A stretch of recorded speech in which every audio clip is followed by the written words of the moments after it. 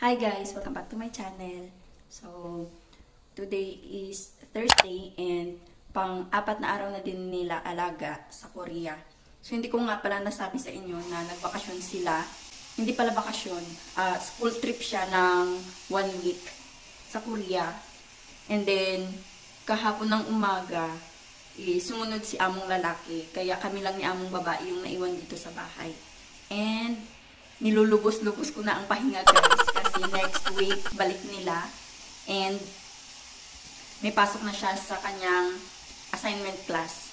Tapos, sa 15 is ang balik ng kanilang klase dito sa Hong Kong. Kasi meron silang parang Holy Week din yata na holiday nila. Pero kaming mga OFW is hindi kami kasama sa Holy Week dito sa Hong Kong.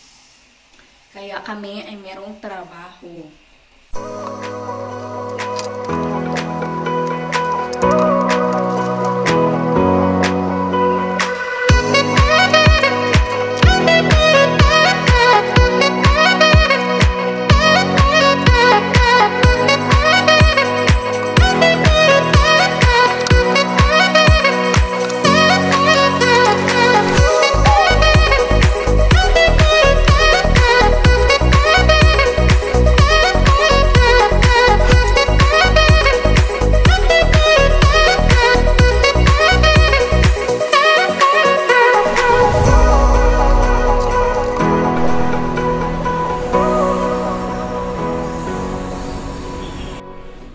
Na nga pala tayong market guys kasi after ko maglinis ng CR nila mamaya is magpahinga ako. Lulubos-lubos ko na kasi next week is wala tayong off. So let's go. So guys, nandito na tayo sa bahay pero babalik tayo mamaya kasi nakalimutan ko yung pera. So, yung nabili ko lang is yung chicken wings. Nakainis.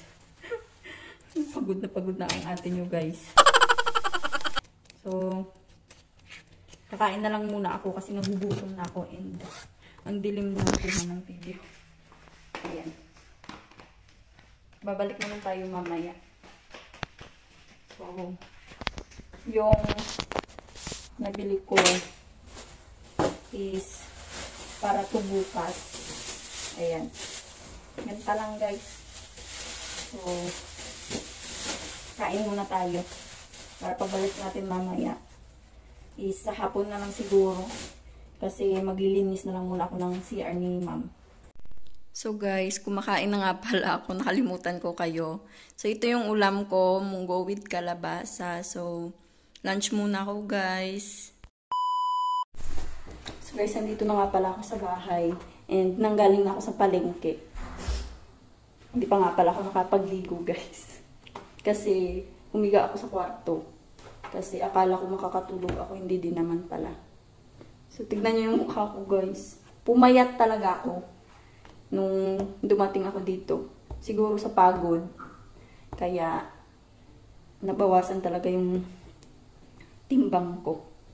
So, magsulat muna ako ng mga nabili ko.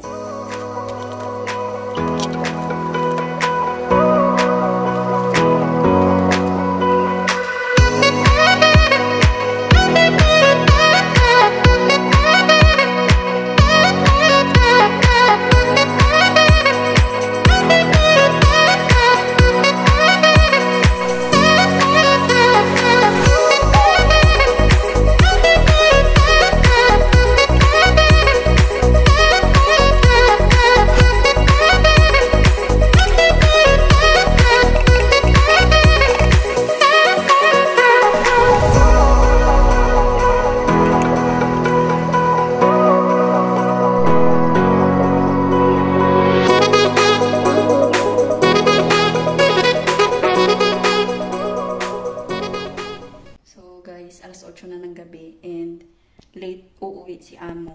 So, mauuna akong kakain ngayon. So, kayo na lang yung kasama ko. Kain tayo. Yan. So, dito is gumagamit sila ng serving spoon. Kaya, hindi mandidiri yung katulong nila kasi nga yung iba dito na amo is hindi gumagamit ng serving spoon. Kaya parang yung iba nag-aalangan na kumain ng mga tira-tira ng amo. So, kain tayo guys.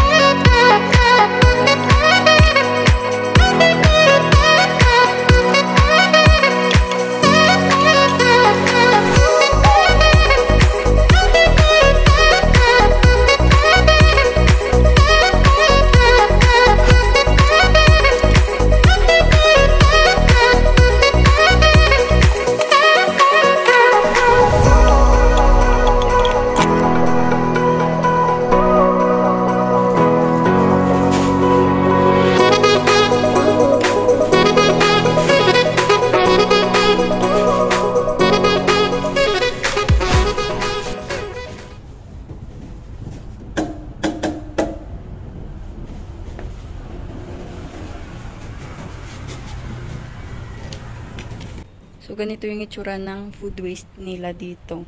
So, ayan. And then, naka-recycle lahat. So, ganyan ka-disiplinado yung mga tao dito, guys.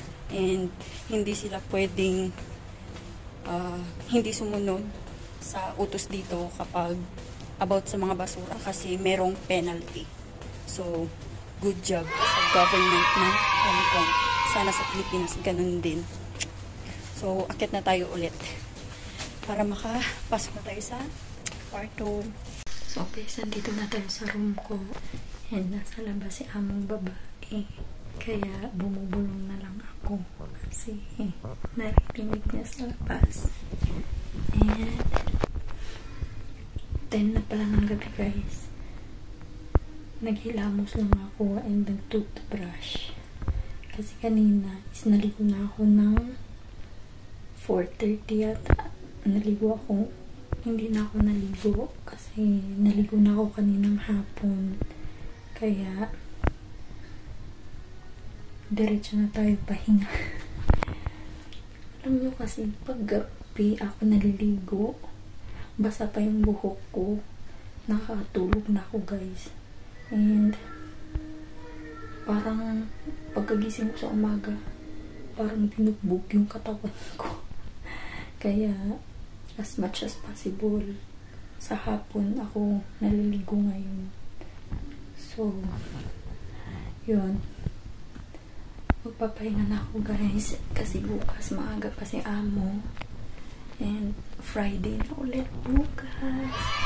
So, tatapusin ko na ang video. Thank you guys for watching. Please like this video if you enjoyed. Please subscribe and I hope to see you on my next video. Bye guys. Stay safe everyone.